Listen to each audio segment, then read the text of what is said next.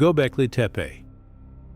In 1994, a shepherd was walking across a barren hilltop in southern Turkey when he stumbled upon something that would change everything we thought we knew about human civilization. What he found there wasn't just old, it was impossibly old. So old that it shattered the entire timeline of human achievement and forced archaeologists to ask a question they'd never considered before. What if we've been wrong about where civilization actually began? Imagine the world 11,000 years ago. No cities, no writing, no agriculture, just small bands of hunter-gatherers wandering across the vast landscapes of the Middle East, following animal herds, gathering whatever nature offered them. This was the age before everything changed. This was the age before farming. This was the age before we built temples, or so we thought. The place is southeastern Turkey, in a region called the Fertile Crescent, a name that archaeologists gave to this area because it seemed like the birthplace of civilization itself. Wheat fields stretch across the land today, but beneath the soil lies a secret that challenges every book ever written about human history. And it all started with a shepherd's curious footstep on a hillside called Göbekli Tepe. In that same year, a German archaeologist named Klaus Schmidt arrived at this unassuming mound. He wasn't looking for a world-changing discovery. He was simply surveying the landscape, doing what archaeologists do. But when he looked at the hilltop, something caught his attention. Broken stones, fragments of worked flint scattered across the surface, tools. Someone had been here, deliberately crafting objects with purpose and skill. Schmidt began to dig, and then just beneath the soil, something emerged that nobody expected. Massive stone towers, intricately carved pillars, some standing 15 feet tall, artistic reliefs of animals, scorpions, snakes, boars, birds, carved with a sophistication that didn't fit the timeline. These weren't crude hunter-gatherer artifacts. These were monuments, architectural marvels, temples, and when the carbon dating came back, the scientific community fell silent.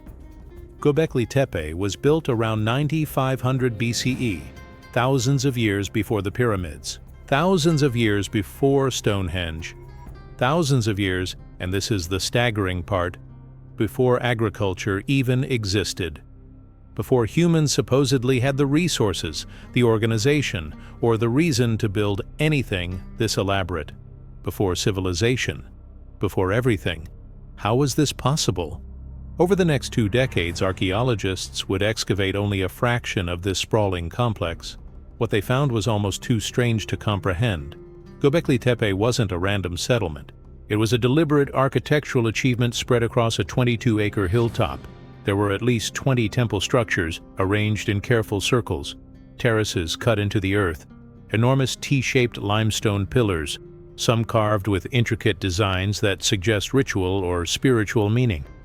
But here's where it gets even more mysterious. These pillars weren't standing alone.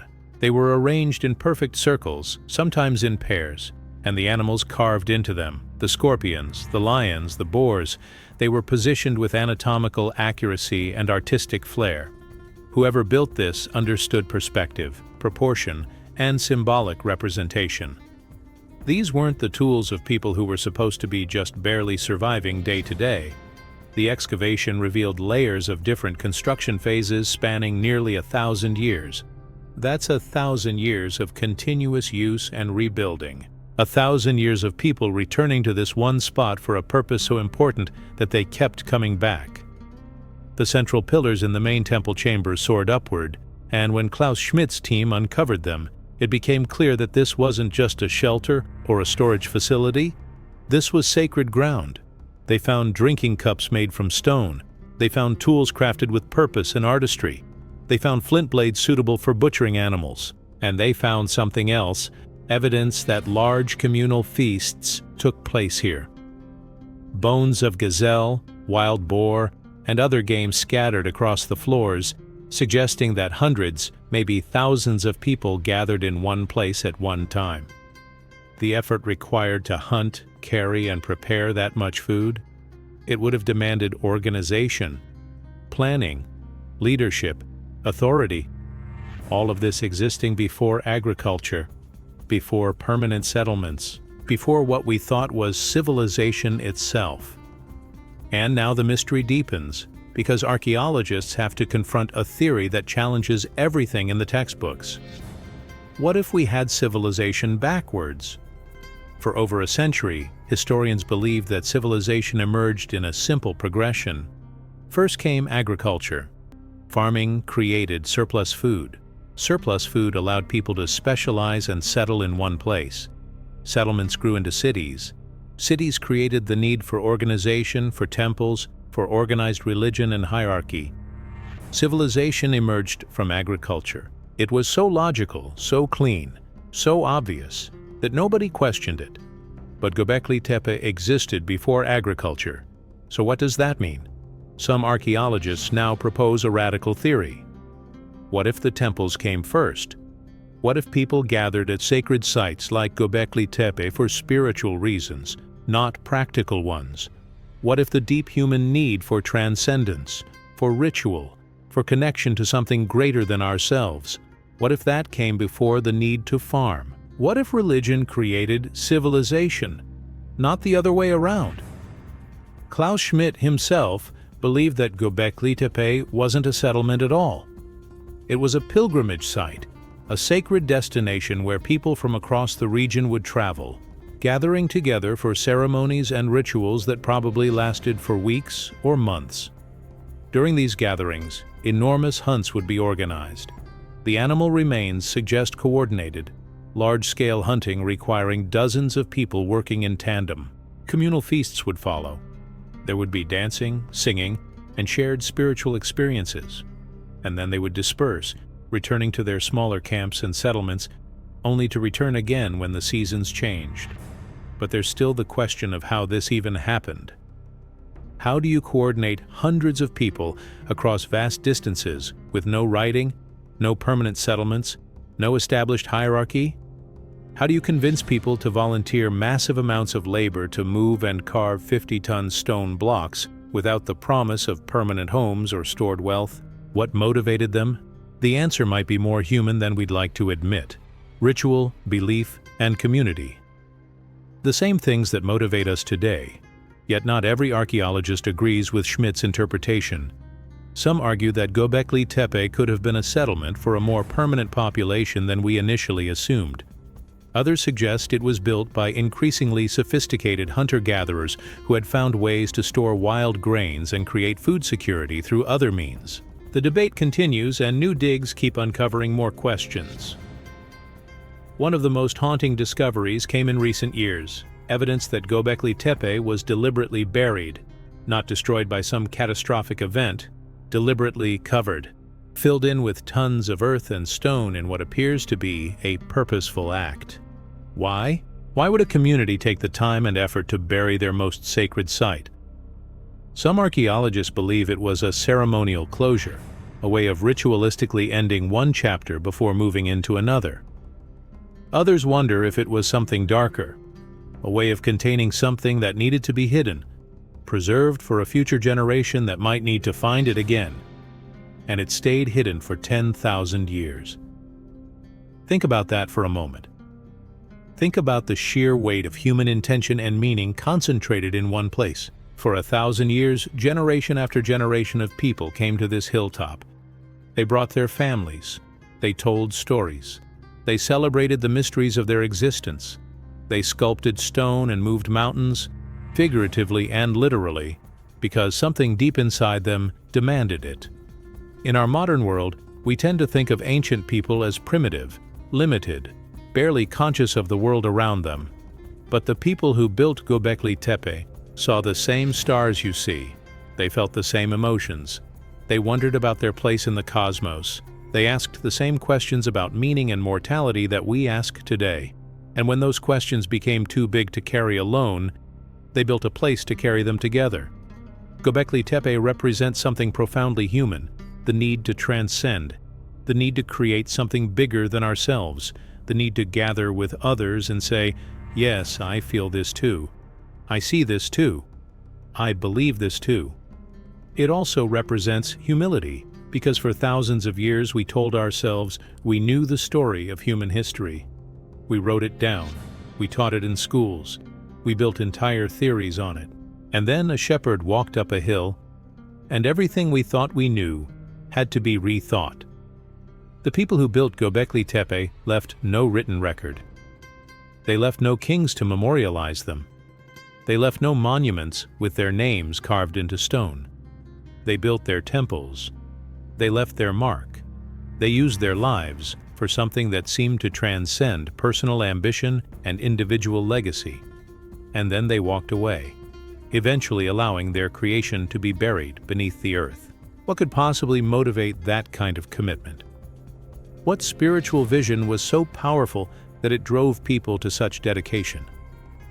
In a way, Göbekli Tepe is less a mystery about the past and more a mirror held up to our own souls. It shows us that the human heart has always yearned for meaning, for connection, for something sacred. It shows us that civilization might not be about progress at all. It might be about gathering. But here's what keeps archaeologists awake at night. Göbekli Tepe might not be the only one. Surveys using satellite imagery and ground-penetrating radar have revealed similar structures hidden beneath the earth across the Middle East. There might be dozens of these temple complexes, all built around the same time period, all suggesting a coordinated spiritual movement that spanned an entire region. And as climate change pushes back the soil, new discoveries are emerging. New temples, new pillars, new evidence. The question isn't just, what was Göbekli Tepe? The question is, what was happening across the entire world 11,000 years ago that we've somehow managed to completely miss? Because if civilization didn't emerge from agriculture, if it emerged instead from something spiritual and collective and deeply human, then everything we thought we understood about ourselves, about progress, about what it means to be civilized, might be completely wrong. And somewhere beneath the soil of the Middle East, more secrets are waiting, more temples are waiting, and archaeologists are listening. The question isn't whether we've found all the pieces of this puzzle. The question is, what will we discover when we finally understand what these ancient builders were really trying to tell us? In the hills of southern Turkey lies a structure so advanced, so impossibly sophisticated, that when archaeologists first uncovered it, they thought there had to be a mistake with the carbon dating.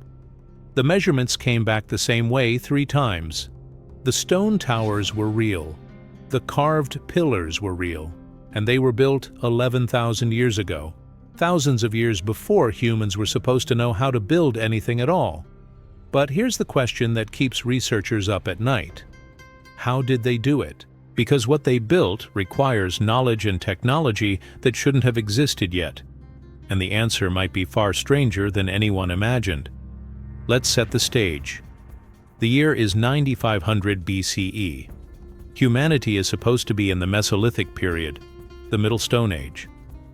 This is the age before the agricultural revolution, before cities, before writing, before anything we'd call technology or engineering. People are supposed to be simple nomadic, living hand to mouth, following herds of animals, gathering berries and roots. They're supposed to be surviving, not thriving. They're definitely not supposed to be building anything permanent. The location is a hill called Göbekli Tepe in what is now southeastern Turkey. The climate is harsh. The landscape is scrubland. Nothing about this place suggests it should be the site of humanity's greatest architectural achievement at that time in history. But beneath the soil, something extraordinary was waiting. Something that shouldn't exist. In 1994, German archaeologist Klaus Schmidt arrived at this mound and began excavating. What emerged from the earth over the following years was nothing short of revolutionary massive stone pillars. Not small stones, we're talking about enormous limestone monoliths, some weighing up to 50 tons. Some standing as tall as 3 grown men. And they weren't just stacked randomly, they were carved, sculpted, positioned with architectural precision. But here's where it gets truly impossible. These weren't crude attempts at building. They were works of art. They were expressions of advanced understanding. The T-shaped pillars were proportioned with mathematical precision, Animals were carved into them with anatomical accuracy and artistic sophistication that rivals carved stonework from civilizations thousands of years younger. We're talking about scorpions with detailed stinger anatomy, lions with musculature rendered in stone, boars carved in profile with every anatomical feature perfectly observed and represented. This level of craftsmanship demands something. It demands training. It demands artistic tradition. It demands a culture that had been evolving and developing for who knows how long before these structures were ever built. But the archaeological record shows nothing. No simpler versions, no evidence of a long developmental period leading up to this level of sophistication. It's like the knowledge just appears, fully formed on this hilltop. And when the scientific community received the dating results, nobody knew what to say. Let's talk about what it actually took to build Göbekli Tepe, because this is where the impossible becomes almost absurd. First, someone had to locate massive limestone blocks, not small ones, 50-ton blocks embedded in the bedrock, in an age with no metal tools, no pulleys, no wheels, no written engineering plans. They had to identify these stones, calculate that they could be moved, and then figure out how to extract them. With what? Stone tools and bone tools. That's what's available in the archaeological record. They're using rocks to hit rocks, hoping to break free stones that weigh as much as modern vehicles. But they did it. They broke these massive blocks free from the earth. Then came the transport. Imagine moving a 50-ton stone across miles of rough terrain. No roads, no vehicles. No horses had been domesticated yet. This requires organization. It requires dozens, possibly hundreds, of people working in coordinated effort. It requires a logistics system. Someone has to plan where the people go, how they're fed, when they rest. Someone has to maintain morale and coordination across a massive workforce. This is not simple human activity. This is civilization-level organization. And they weren't just moving one stone. Archaeological evidence suggests hundreds of these pillars were extracted, transported, and positioned at Göbekli Tepe over the course of 1,000 years. But here's the truly mind-bending part: the carving. Before moving these massive blocks, the builders carved them, elaborate reliefs, detailed animal sculptures. How stone and bone tools have very limited cutting ability. Modern archaeologists have tested this. A stone tool can cut limestone, yes, but it requires enormous amounts of time and effort. Each stroke removes maybe a millimeter of stone. These carvings on the pillars are sophisticated, detailed works. The time investment required would be staggering, unless there was a better way. This is where things get strange, because some researchers have begun asking uncomfortable questions. What if the tools found at Göbekli Tepe aren't the only tools that were used? What if there were tools made from materials that don't survive in the archaeological record? Copper, for instance. Copper is a metal that's easier to work with than stone. It can be shaped and sharpened. It can cut limestone far more effectively than stone tools. And here's the thing: copper exists naturally in the region. Pure copper deposits can be found with minimal effort. You don't need advanced metallurgy to work with natural copper. You just need to know it exists and figure out how to shape it. Did the people of Göbekli Tepe know about copper? Did they know how to work with it? The archaeological record doesn't show evidence of this. But the archaeological record is incomplete. Copper tools could have been worked and reworked. They could have been melted down and reshaped over thousands of years. The physical evidence might not survive, but the knowledge would. And there's more. Some researchers have examined the precision of the stonework and noticed something peculiar. The angles on some of the T-shaped pillars are mathematically precise in ways that seem almost too perfect for tools made from stone and bone. The surfaces are too smooth. The proportions are too consistent. It raises a question that most academics are uncomfortable asking. Is there a technology in play that we haven't identified? The mainstream archaeological community dismisses this. They say that human ingenuity and patience can accomplish remarkable things, and they're right. But the question remains, why does all other evidence of tool development seem to disappear when we look at Göbekli Tepe? Why is it so advanced when everything around it is so simple? But the mystery doesn't end with the construction itself. Because in recent years, astronomers and archaeologists have begun to notice something extraordinary about how Göbekli Tepe was positioned and built. The temple complexes are oriented with astronomical precision. The main temple chamber is positioned in alignment with celestial markers. The standing pillars, when examined in relation to the horizon and the landscape, align with the rising and setting of certain stars at specific times of year. Specifically, researchers have identified alignment with Sirius, the brightest star in the night sky, and with the constellation Cygnus. This is sophisticated astronomical knowledge. This is the kind of observation that requires years, decades, of careful observation and record-keeping. It requires recognizing patterns in the sky. It requires understanding that these patterns repeat. It requires the ability to predict future celestial events and then translate those predictions into architectural design on the ground. Who possessed this knowledge? How long did it take them to develop it? And more importantly, why was this astronomical alignment so crucial that it drove the location and orientation of their most sacred architecture? Some researchers speculate that Göbekli Tepe was built by people who had been observing the stars for generations, that the astronomical knowledge represented at the site was the culmination of centuries, maybe centuries, of systematic observation. But if that's true, where is the evidence? Where are the simpler observatories? Where are the developmental stages of this knowledge? Others propose something stranger, that the astronomical knowledge came from outside, that it was transmitted to them somehow. But from where? From whom in 9500 BCE? There were no known advanced civilizations anywhere in the world. There was no technology for long-distance communication or travel. The idea that astronomical knowledge was transmitted from some unknown source strains credibility. But the alternative, that people figured this out on their own, in isolation, thousands of years before anyone else, also strains credibility. When you examine Göbekli Tepe in detail, you begin to notice something that archaeologists have largely overlooked, because it seems impossible. The site exhibits mathematical precision that shouldn't exist at this time period. The spacing between pillars in the circular temple chambers is geometrically consistent.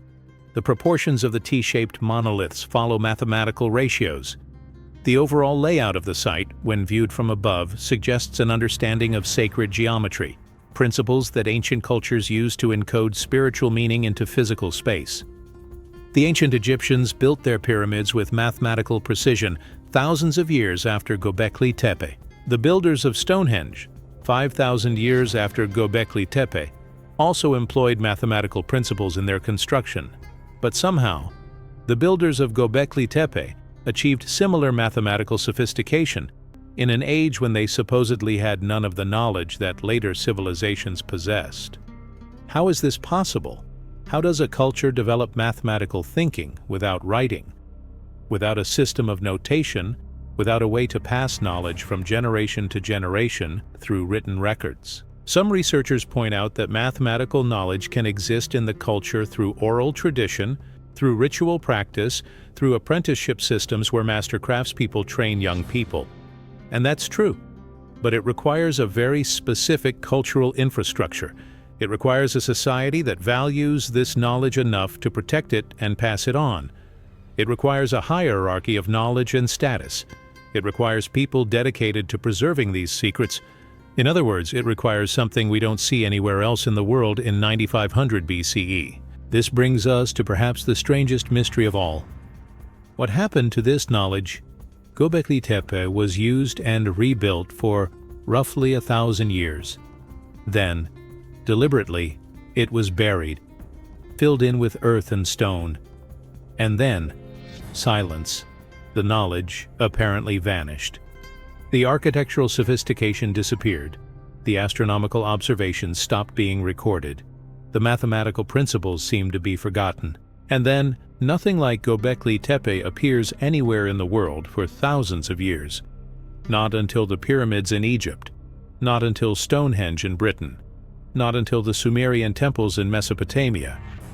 It's as if the knowledge was wiped clean from human memory. This has led some researchers to propose a radical idea. What if Göbekli Tepe represents a lost civilization? What if there was a culture, sophisticated and advanced, that possessed knowledge and technology that was later lost? What if the people we call hunter-gatherers in 9500 BCE were actually the remnants of something greater that had already begun to collapse? Some even point to flood myths across ancient cultures, stories of catastrophic inundation that destroyed advanced civilizations. The story of Noah's Ark, the Mesopotamian flood myth, the legends of Atlantis. What if these weren't just mythology? What if they were cultural memories of an actual catastrophe that destroyed the people of Göbekli Tepe and their knowledge? The mainstream archaeological community rejects this idea. There's no evidence of a global catastrophe that would have wiped out a civilization in 9500 BCE, but the question remains: why was so much sophisticated knowledge concentrated in one place and one time, only to seemingly vanish? Think about what Göbekli Tepe represents. It represents human beings reaching for knowledge that they shouldn't have possessed. It represents a community organizing itself to accomplish something that defies easy explanation. It represents people looking up at the stars and learning their patterns. It represents people creating art and beauty not for survival, but for meaning. But it also represents loss, forgetting, the erosion of knowledge across time. These people who built this impossible structure, who developed this astronomical understanding, who created this mathematical architecture, they left no written record. They wrote nothing down, and so their knowledge was lost. Their achievements faded. Their names are unknown. Their purpose remains a mystery. In some ways, Göbekli Tepe is a prophecy. It's showing us something we need to understand. Knowledge is fragile. Civilization is fragile. The things we build, the things we learn, the things we create, they can all vanish in the blink of history's eye. 1,000 years of sophisticated achievement can be buried beneath the earth and forgotten for 10,000 years. And perhaps there's another message here too. Perhaps the builders of Göbekli Tepe are teaching us something about the true nature of human potential. They're showing us that given the right motivation, the right vision, the right communal purpose, human beings can accomplish the seemingly impossible. Without modern technology, without metal tools, without written instruction manuals, they moved 50-ton stones and carved them with precision. They observed the heavens and translated those observations into architecture. They organized hundreds of people around a shared vision. They did the impossible, and then they let it go. The mystery of Göbekli Tepe remains unsolved. The technology that built it hasn't been fully explained. The astronomical knowledge that guided its construction seems to have vanished from human culture. And the most unsettling question remains: if a sophisticated culture capable of building this monument existed 11,000 years ago, what other monuments are hidden beneath the earth? What other knowledge has been lost? Satellite surveys continue to reveal anomalies across the Middle East, structures buried beneath the soil, geometric shapes visible only from above, evidence suggesting that Göbekli Tepe was not unique, but rather part of a larger pattern of advanced construction and astronomical observation spanning an entire region. We stand at the edge of a mystery that archaeology is only beginning to confront. A mystery that asks us to reconsider everything we thought we knew about human history. Because if the builders of Göbekli Tepe possess the knowledge and technology to create what they created, then we have to ask ourselves, what else have we missed? What other achievements did ancient humanity reach that we've failed to recognize? What other civilizations have we overlooked? And perhaps most importantly, what knowledge do we possess right now that future civilizations will lose and forget? What will they uncover in 9,000 years, scratching at the earth, wondering how we knew what we knew? The builders of Göbekli Tepe left us a question that echoes across the millennia, and the answer might reshape everything we understand about what it means to be human. What if everything you've been taught about human history is incomplete? What if the story we tell ourselves about civilization is missing an entire chapter? In 1994, archaeologists uncovered something at Göbekli Tepe that refuses to fit into any conventional narrative. A structure so advanced, so deliberately constructed, so impossibly sophisticated, that the scientific community has spent the last 30 years trying to explain it away. But behind closed doors, in academic papers filled with careful language and hedged bets, researchers are beginning to ask questions they're afraid to voice out loud. Was Göbekli Tepe built by survivors of a lost civilization? Was it constructed by an advanced society that vanished without a trace? Or does the answer point to something far stranger? Today we're exploring the theories that challenge everything. Let's be honest about what we're dealing with. The official story is simple and clean. Humans were hunter-gatherers. Then, around 10,000 years ago, they invented agriculture. Agriculture allowed them to settle down. Settlement created civilization. Civilization created writing, cities, organized religion, and complex society. It's a neat progression. It's taught in every school. It's in every textbook. It explains human history in a way that makes sense. But Göbekli Tepe exists, and it exists in a way that breaks that story apart. Southeastern Turkey, 9500 BCE, a hilltop in a barren landscape. What lies beneath the earth is a temple complex so sophisticated that when Klaus Schmidt first began excavating in 1994, he had to check the carbon dating multiple times. The results were all the same. These structures predated agriculture by over 1,000 years. They predated the Egyptian pyramids by 5,000 years. They predated everything we call civilization by millennia. The question is, how? And more importantly, why? Imagine being an archaeologist on that hillside when the first massive stone pillars emerged from the earth. 50-ton limestone monoliths, T-shaped, carved with intricate animal reliefs, positioned with mathematical precision, arranged in perfect circles, some connected to structures suggesting roofs, and enclosed chambers. This isn't a campsite. This isn't a storage facility. This is a temple. This is sacred architecture, and it's thousands of years too old. The carved animals are anatomically perfect. Scorpions with accurate stinger segments, lions with musculature rendered in stone with an artist's eye. Boars carved in profile with every detail observed and represented. This level of artistic sophistication demands a tradition. It demands a culture that has been evolving and developing artistic expression for a very long time. But the archaeological record shows nothing before it. No simpler carvings. No evidence of development. It appears fully formed, like knowledge dropped into the world by an outside source. The precision of construction is equally impossible. The pillars are positioned with geometric accuracy. The spacing between them follows mathematical ratios. When viewed from above, the overall layout suggests sacred geometry, principles used by advanced cultures thousands of years later, but not known to exist in 9500 BCE. The question hung in the air like a ghost. How did they know how to do this? Let's examine what Göbekli Tepe actually contains, because the details matter when we're trying to understand what theory might be true.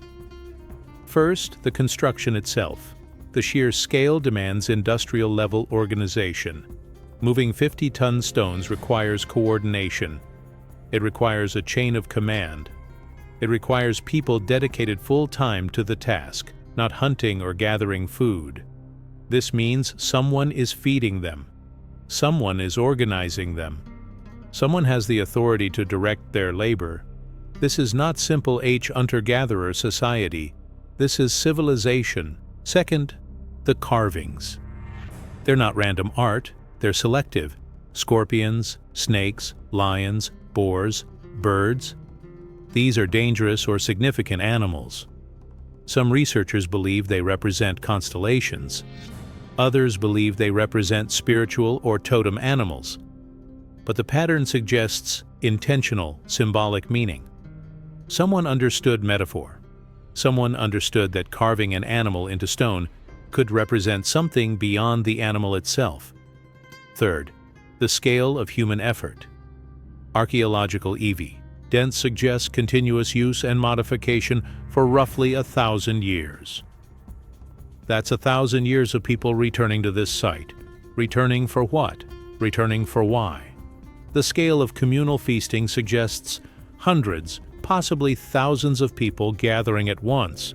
The effort required to hunt enough game, transport it, prepare it, and feed that many people is extraordinary. This requires economic surplus. This requires a system where some people hunt while others organize. This requires hierarchy and power. And fourth, the deliberate burial.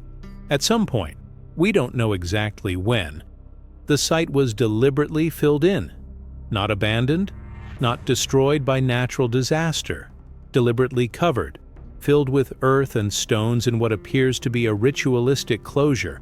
Why would you bury your most sacred site? Why would you preserve it beneath the earth? Unless you wanted to preserve it for someone to find later. This is where mainstream archaeology becomes uncomfortable, because once you ask the question of how Göbekli Tepe could exist in 9500 BCE, the most logical answer is this: wasn't built by the people we call hunter-gatherers. It was built by survivors of a lost civilization. Think about it. What if, before 10,000 BCE, there was an advanced human culture? What if this culture possessed knowledge of architecture, mathematics, astronomy, and stoneworking? What if they built temples and monuments across the ancient world? What if they possessed a level of sophistication that rivaled later civilizations? And then something happened. A catastrophe, a flood, a climate shift, an asteroid impact, some kind of event that destroyed this civilization and scattered its survivors. The knowledge was lost. The cities crumbled. The survivors were reduced to wandering bands of people trying to survive in a transformed world. But some of the knowledge remained. Some of the astronomical observations were preserved. Some of the architectural principles survived. And in one location, at Göbekli Tepe, a group of survivors decided to rebuild, to recreate the temples and sacred sites their ancestors had built, to preserve the knowledge they carried in their memories. This theory explains almost everything. It explains why Göbekli Tepe is so advanced when nothing around it is. It explains why the knowledge seems to disappear afterward, because the survivors didn't have the infrastructure to maintain and pass on the complex knowledge required. It explains the deliberate burial, because survivors of an advanced civilization would have understood ritual preservation, the importance of protecting sacred sites for future generations. And it fits with global mythology. Cultures across the world speak of floods. The Hindu tradition speaks of a cyclical destruction and rebirth. The Mesopotamian cultures preserved stories of a great inundation.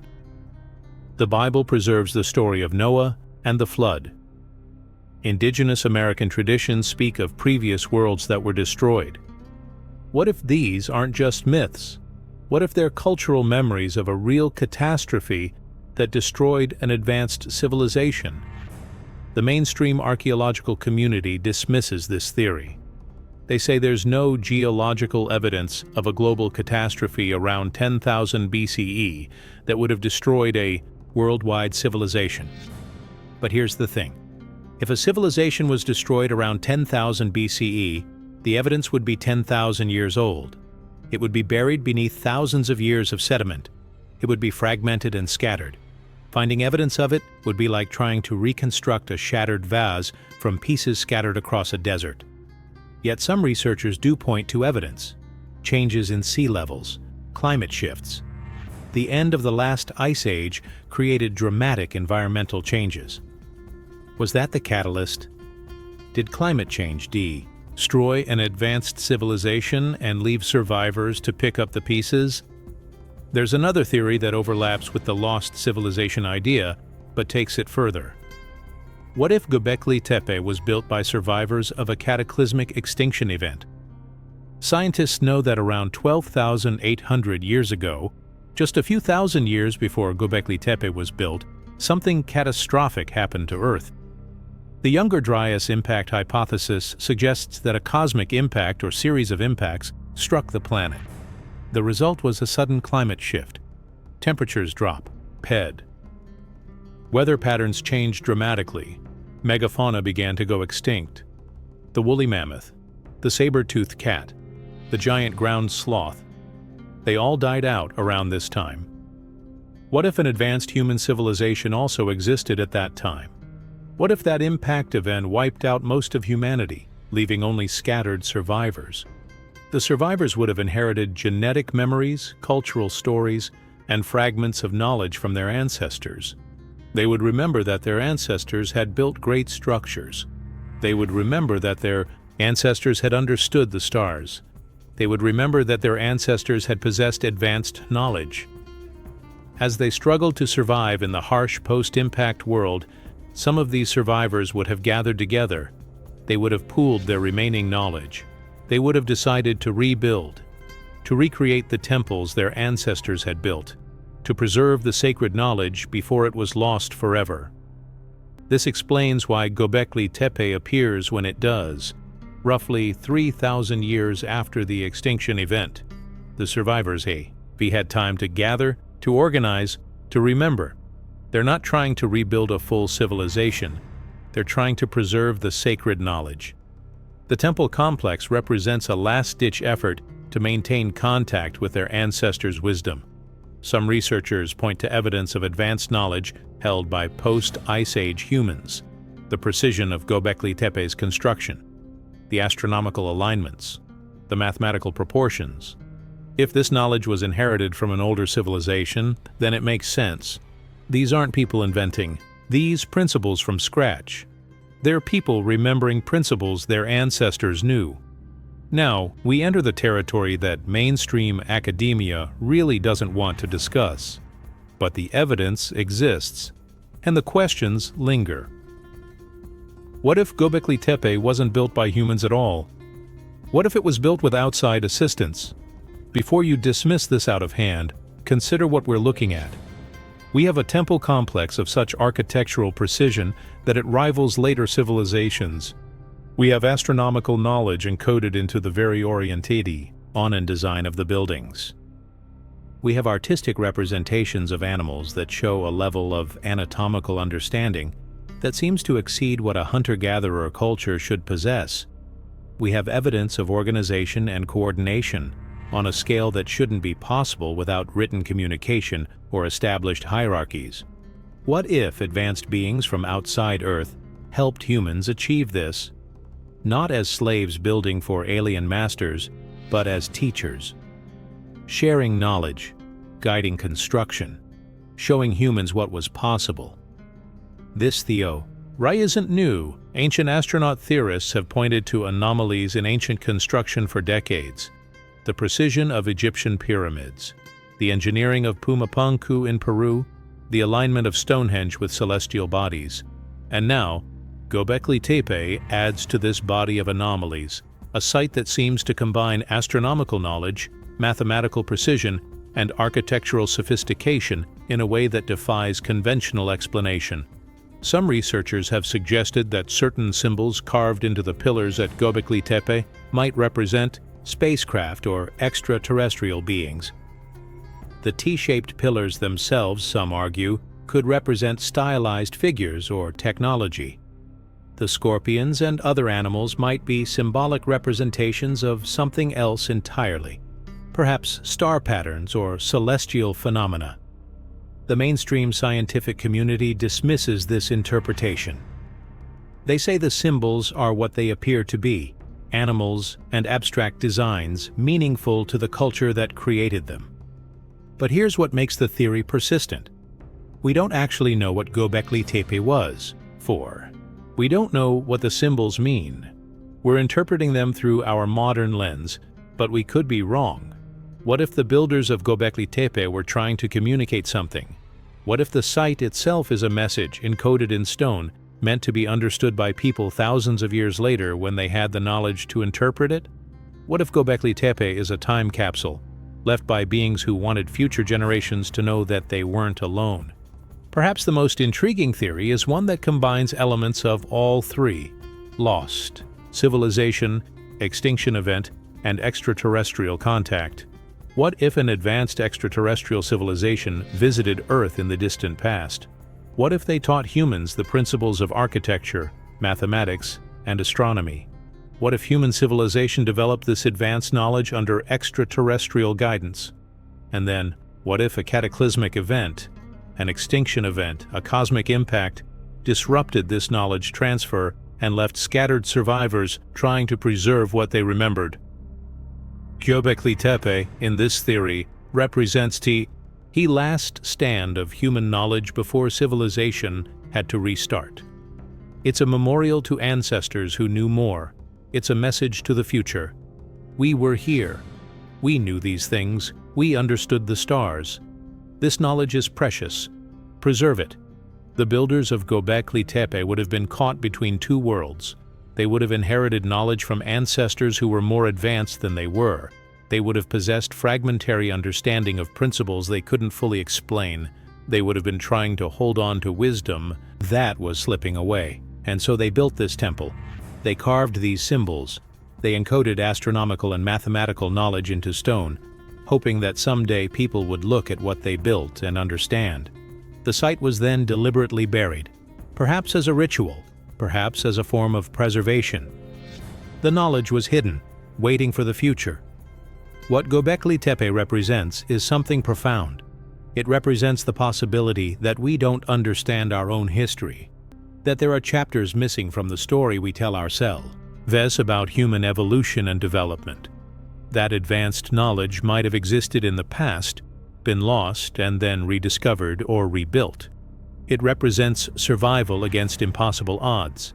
If survivors of an advanced civilization did build Göbekli Tepe, imagine the weight they carried. Imagine knowing that their ancestors had built greater things. Imagine remembering a lost world. Imagine dedicating your life to preserving knowledge that your children might not fully understand. Imagine building a temple, knowing that it might be buried and hidden from the world for 10,000 years. It also represents something unsettling. If advanced civilization existed and was destroyed, what does that tell us about our own? We think of ourselves as the pinnacle of human achievement. We have technology far beyond anything previous cultures possessed. Yet we face challenges: climate change, nuclear weapons, artificial intelligence that could potentially destroy everything we've built. We could become the survivors. We could be reduced to fragments, trying to preserve knowledge before it's lost forever. Göbekli Tepe is a warning. It's a monument to the fragility of human achievement. It's evidence that civilizations rise and fall, that knowledge is lost, that the world can be transformed in ways we can't predict or control.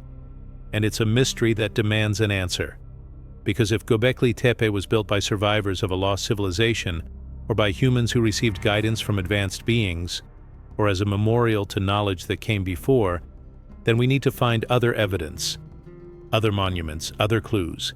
Because if one piece of advanced civilization survived 10,000 years in the earth, what else is hidden beneath our feet? The mystery of Göbekli Tepe remains officially unsolved.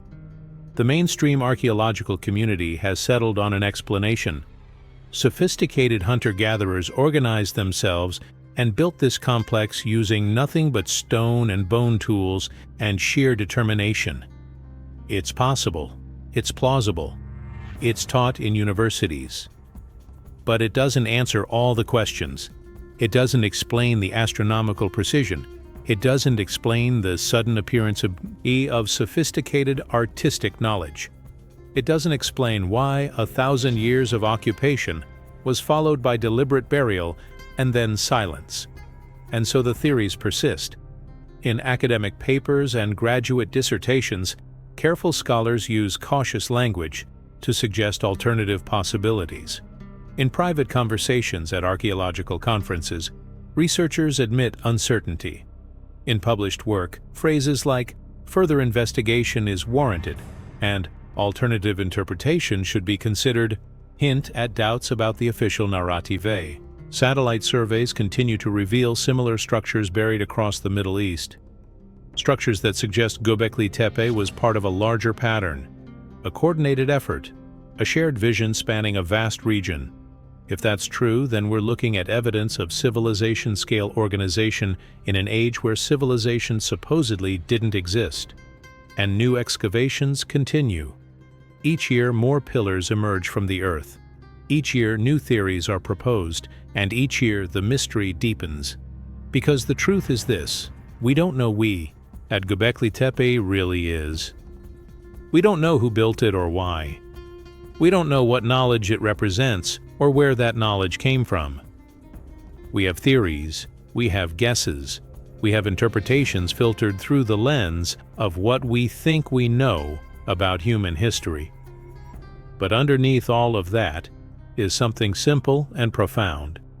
A group of human beings at some point in the distant past decided that something was important enough to build in stone and preserve in the earth. Important enough to dedicate decades of human effort to. Important and ought to bury and protect for future generations. What were they trying to tell us? What message did they encode in those pillars? And what happens if we finally decode it? What if we discover that everything we thought we knew about human history is wrong? What if we're not the first advanced civilization on this planet? What if we're just the latest chapter in a story that began long before we thought it did? The answers are waiting beneath the earth. And one day, when archaeologists finally piece together the full puzzle, the world might never be the same. There's a discovery so significant, so world-altering in its implications, that it fundamentally challenges everything we believe about human civilization. And yet, most people have never heard of it. The scientific community has spent 30 years downplaying it. Textbooks refuse to acknowledge it. Museums don't exhibit it. Universities teach around it. Göbekli Tepe is one of the most important archaeological discoveries of our lifetime, but it's being quietly suppressed. Not by government conspiracy or cover-up in the traditional sense, but by something more subtle, more effective, more insidious. This is the story of how one of humanity's greatest mysteries is being hidden in plain sight. Let's start with a simple question. Why haven't you heard about Göbekli Tepe? If you're reading this right now, chances are you know about the Egyptian pyramids. You know about Stonehenge. You know about the Colosseum. These are household names. Children learn about them in school. They're on television documentaries constantly. They're in every museum. They're embedded in popular culture. But Göbekli Tepe? The oldest known temple complex on Earth? A structure that predates everything else by thousands of years. Most people have no idea it exists, and that's not an accident. In the hills of southeastern Turkey, starting in 1994, archaeologist Klaus Schmidt began excavating something that should have rewritten every history book on the planet. A temple complex older than agriculture. Older than writing. Older than civilization itself. A structure so sophisticated, so impossibly advanced for its time, that it forces us to completely reconsider when and how human civilization actually began. By all rights, this should have been the story of the century. It should have dominated headlines, it should have been front-page news across the world, it should have changed how we teach history in schools. Instead, it's been quietly buried by the very institutions that should have been shouting it from the rooftops. When Klaus Schmidt first presented his findings to the archaeological community in the mid-1990s, the response was complicated. On the surface, the discovery was acknowledged. Academic papers were published. Schmidt was invited to present at conferences. The site was excavated and studied. By the standards of academic archaeology, Göbekli Tepe received attention. It wasn't ignored outright. But here's what happened behind the scenes. The implications were so radical, so fundamentally challenging to everything that had been taught for decades, that the academic establishment began a process of careful containment. Not suppression, exactly. That word implies a conspiracy. What happened was more subtle. It was deflection. It was reframing. It was the careful management of a narrative that threatened to unravel the entire framework of our understanding of human history. Schmidt himself noticed this. In interviews, He expressed frustration with how slowly the discovery was being integrated into mainstream understanding. He noticed that colleagues were reluctant to accept the implications. He saw how the story was being minimized, treated as an anomaly rather than a revelation. The radiocarbon dating was questioned. Alternative interpretations were proposed. The significance was downplayed. This wasn't because the evidence was weak. The opposite. The evidence was so strong, so undeniable, that it had to be managed carefully. If the full implications of Göbekli Tepe were openly acknowledged, it would have forced a complete restructuring of how we teach human history. It would have invalidated decades of academic work. It would have required rewriting textbooks. It would have meant admitting that the conventional wisdom was incomplete, if not entirely wrong. So instead, the discovery was quietly relegated to specialized archaeological journals. It was discussed in academic circles, but not in popular culture. It was treated as a curiosity, an interesting anomaly, rather than as a fundamental revolution in our understanding of human civilization. Let's talk about how the suppression actually works, because it's not what most people expect. There's no secret government agency suppressing information about Göbekli Tepe. There's no conspiracy of powerful people meeting in dark rooms to decide what the world can know. Instead, there are institutional barriers, systemic limitations, academic structures that discourage radical reinterpretation of established knowledge. First, there's the burden of proof. Once a narrative has been established, in this case the narrative that civilization emerged from agriculture around 10,000 BCE, challenging that narrative requires overwhelming evidence, and even when that evidence exists, as it does with Göbekli Tepe, the burden remains on the challenger to prove that the established narrative is wrong. This is backwards from how science should work. Science should follow evidence wherever it leads. But in practice, established institutions resist challenges to their foundational assumptions. Second, there's the problem of institutional investment. Thousands of academics have built their careers on the conventional understanding of human history. They've written papers, published books, created curricula based on the idea that agriculture preceded civilization. If that narrative collapses, their work becomes questionable. Their authority becomes questionable. Their expertise becomes questionable. So, consciously or unconsciously, there's resistance to information that would undermine their life's work. Third, there's the funding structure. Major archaeological digs are funded by universities, government agencies, and foundations. These institutions have conservative interests. They want to fund projects that yield predictable results. They want to fund scholarship that fits within established frameworks. Digging up something that challenges those frameworks is risky. Funding an archaeologist like Klaus Schmidt, who was willing to follow evidence that contradicted established narratives, required patience and long-term commitment. Not all institutions were willing to provide that. When Schmidt died in 2014, some researchers noted that excavations at Göbekli Tepe slowed. Not dramatically, not suspiciously, but noticeably. The momentum that Schmidt had built through decades of work and hundreds of publications seemed to lose some of its force. The careful management of the narrative continued, but without his forceful advocacy, the story retreated even further from public consciousness. Pick up any world history textbook published in the last 10 years. Look up the section on human civilization. Look for Göbekli Tepe. You probably won't find it. Or if you do, it's mentioned in passing, treated as an anomaly or an interesting exception to the general rule. The general rule, of course, is still the old narrative. Agriculture emerged around 10,000 BCE. This allowed humans to settle. Settlement led to civilization. Civilization led to everything we see today. This is the story taught to millions of students every year. And it's incomplete. Why hasn't Göbekli Tepe been integrated into standard textbooks?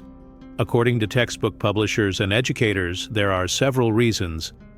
First, the discovery is relatively recent.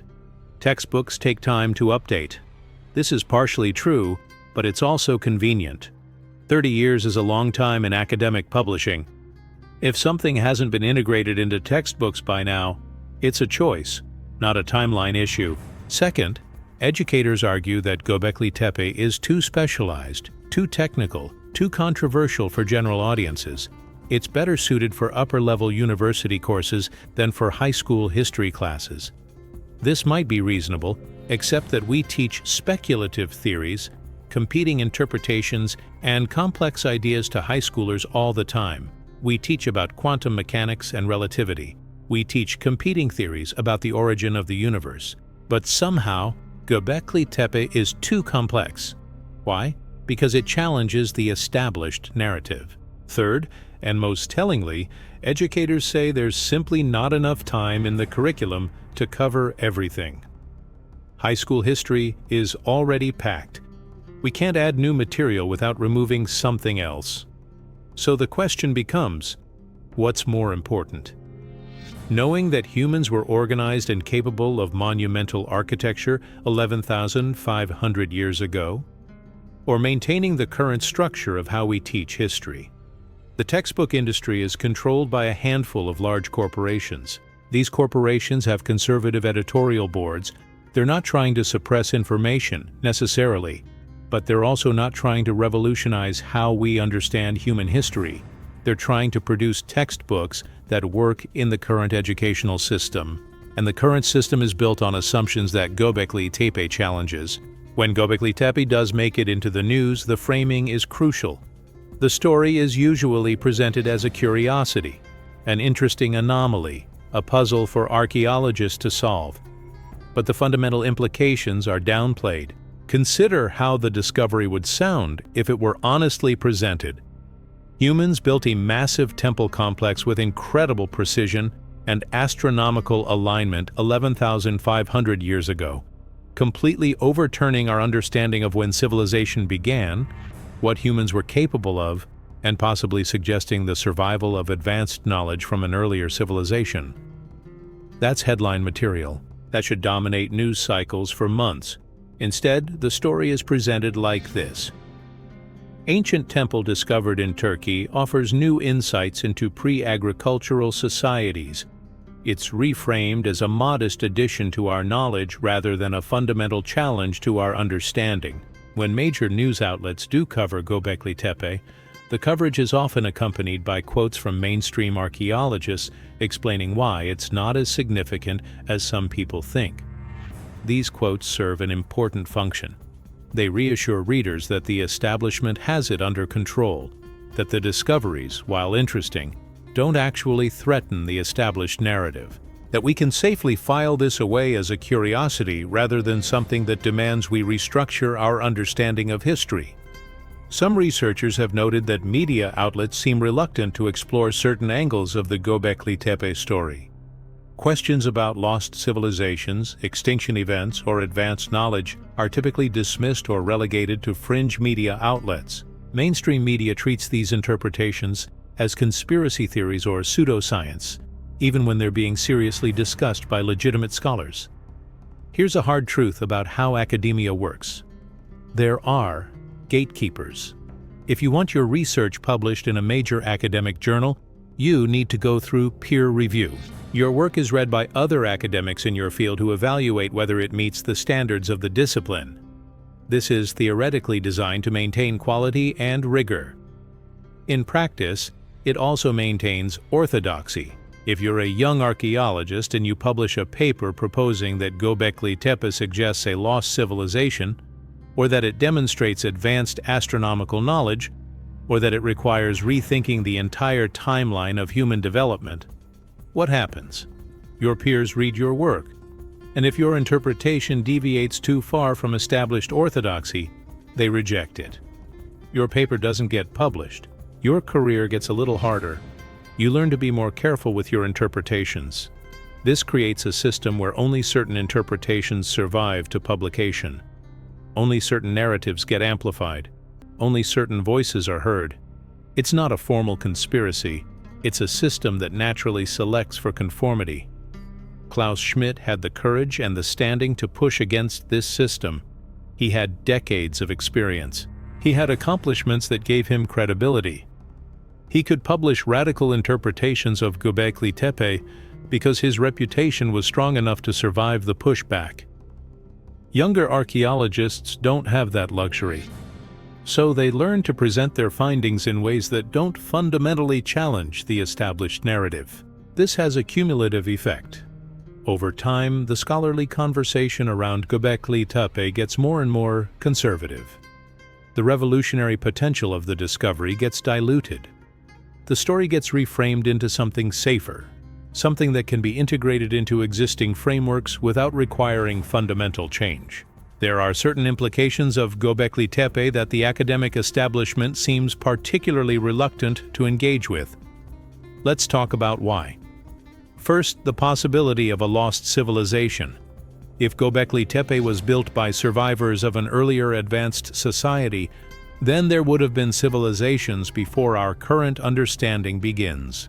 That challenges not just the timeline of human development, but the entire framework we use to understand history. It means the establishment textbooks are wrong. It means that academic careers were built on incomplete information. Second, the question of cyclical civilizations. If an advanced civilization existed and was destroyed, does that mean our current civilization could also be destroyed? Does it mean that we need to rethink how we understand progress and development? These are uncomfortable questions. They suggest instability. They suggest that our current achievement might not be permanent. They suggest that we're vulnerable. Third, and most threateningly, the idea of knowledge loss.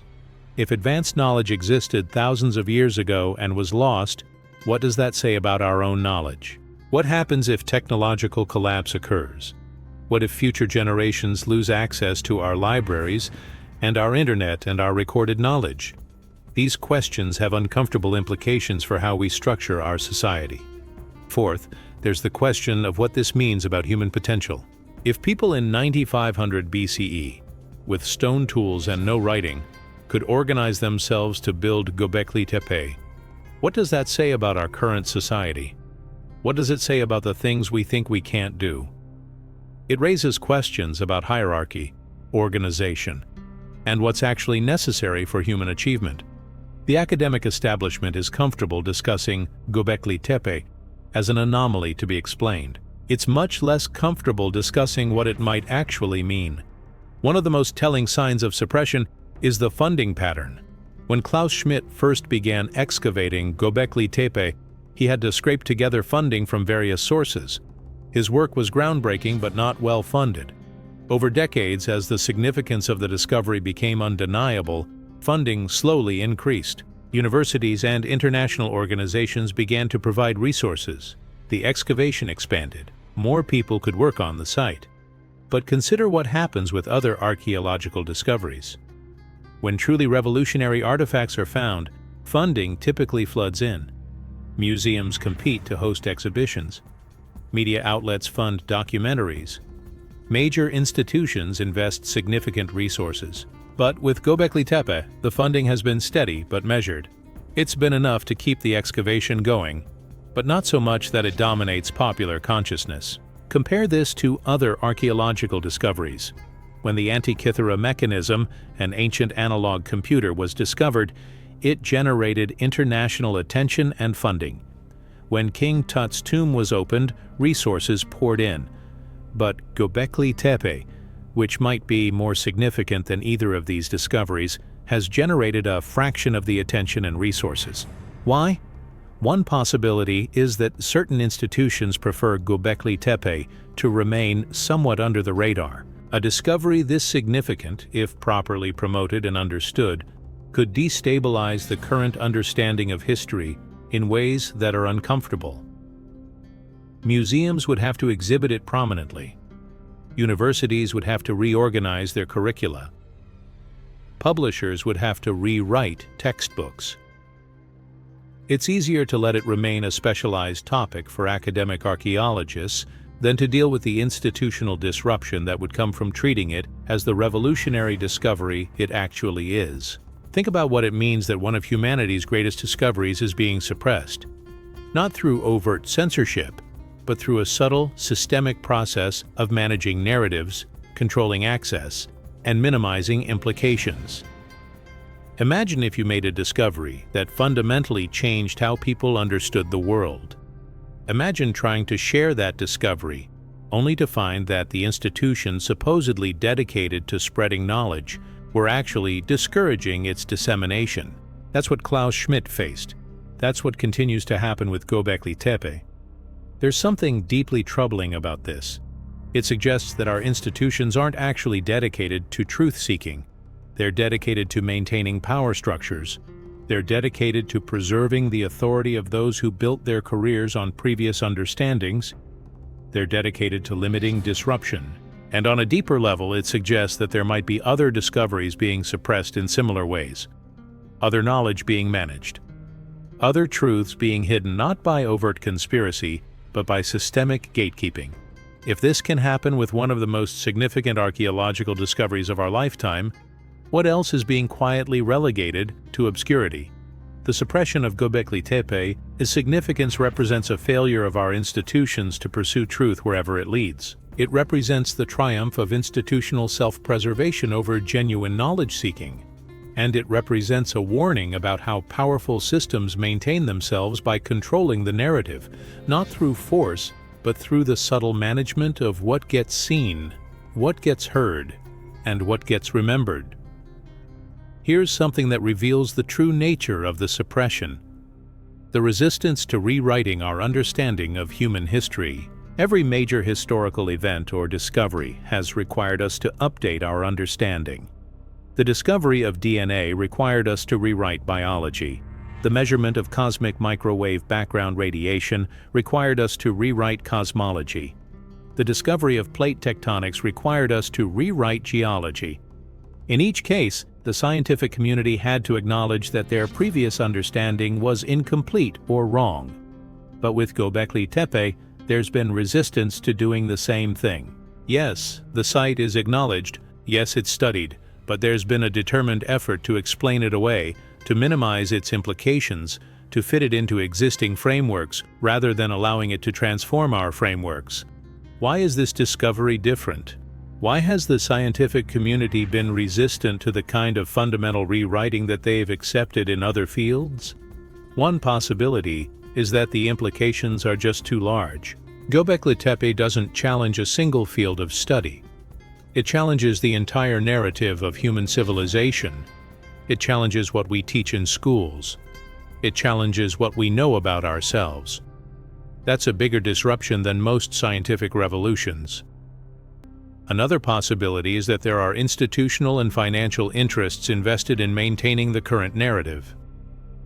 Textbook publishers, academic institutions, museums, research funding agencies, all of these have interests in maintaining the status quo.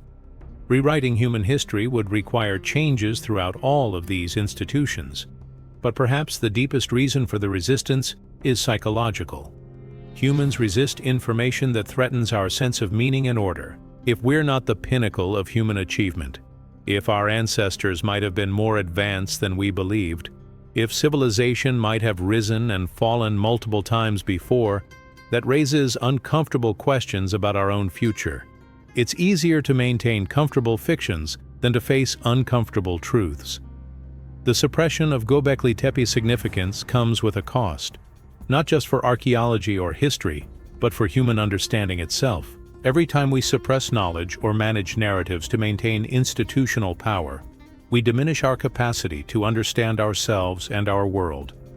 Every time we prioritize institutional self-preservation over truth-seeking, we betray the purpose that institutions are supposed to serve. Göbekli Tepe stands as a monument to human potential that we barely acknowledge. It stands as a challenge to everything we think we know, which we've learned to ignore. It stands as evidence of mysteries and questions, which we've learned to dismiss. And there's another cost. We're missing the opportunity to learn what Göbekli Tepe might actually be trying to teach us. If it represents advanced knowledge from a lost civilization, we're missing the chance to understand what that civilization knew. If it represents human survivors picking up the pieces after a cataclysm, we're missing the lessons about resilience and knowledge preservation. If it represents something we haven't even considered, we're missing the chance to expand our understanding of what's possible. Klaus Schmidt spent the last 20 years of his life trying to excavate and understand Göbekli Tepe. He faced resistance from the academic establishment. He faced reluctance from funding agencies. He faced skepticism from colleagues. But he persisted. He believed that the truth mattered more than institutional comfort. He died in 2014, still fighting to get the world to understand what Göbekli Tepe actually meant. The excavations continue. New pillars emerge from the earth each year. New mysteries are revealed. But the fundamental narrative remains. This is an interesting anomaly. This is a puzzle for archaeologists to solve.